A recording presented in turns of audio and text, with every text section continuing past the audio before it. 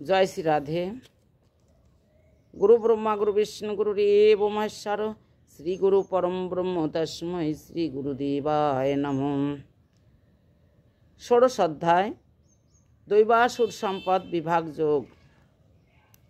দৈবী সম্পদ বিমোক্ষায় নিবন্ধায়াসুরী মত্তা মা শুচ সম্পদং দৈবীমভি জাতহর্ষি পাণ্ডব। অনুবাদ: শ্রী ভগবান অর্জুনকে দৈব অসুর প্রকৃতির কথা বলিতেছেন। দৈব প্রকৃতিতে নির্ভীকতা, মনের বিশুদ্ধি, দান, বেদপাঠ, যজ্ঞ, সরলতা, দয়া, নির্লোভতা, পবিত্রতা এসব দেখা যায়। অসুর প্রকৃতিতে অহংকার, বৃথা, আড়ম্বর, অজ্ঞান এগুলি দেখা যায়। অর্জুন, তুমি কিন্তু দৈবী প্রকৃতি লইয়াই জন্মিয়াছ। দৈবী প্রকৃতির ফলে সংসার হইতে মুক্তি, আর অসুর প্রকৃতির ফলে সংসারে বন্ধন হয়। অসুর প্রকৃতির লোকেরা আমাকে মানে না।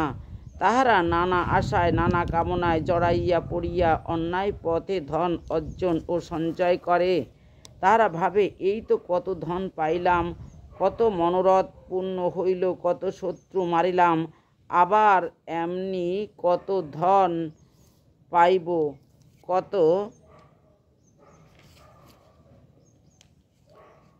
শত্রু মারিব, কত নতুন নতুন ইচ্ছা আমার পূর্ণ হইবে, আমি কত বড়, কত সুখী, কত ধনী ইত্যাদি। এইসব পাপিষ্ঠ নরাধমদের আমি হিংস্র পশু প্রকৃতির জন্ম দিয়া থাকি। ফলে তাহারা হিংস্র কাজ করিয়া ক্রমশ কীট পতঙ্গ হইয়া যায়, আর কোনো কালেই আমাকে পায় না।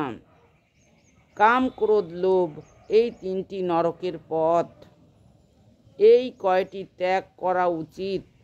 শাস্ত্র অনুসারে কাজ করিতে হয়, নচেৎ সিদ্ধি লাভ করা যায় না। তুমি শাস্ত্র মতো সব কাজ করিও। গঙ্গা, গীতা, সাবিত্রী, সীতা, সত্যা, পতিব্রতা, ব্রহ্মবলী, ব্রহ্মবেদা, ত্রিসন্ধ্যা, মুক্তিকে, নদমাতা, চিদানন্দ, ভাবগ্নি, ভ্রান্ত নাশিনী, বেদত্রয়ী, পরানন্দ, তথাত্ম জ্ঞান মঞ্জুরি।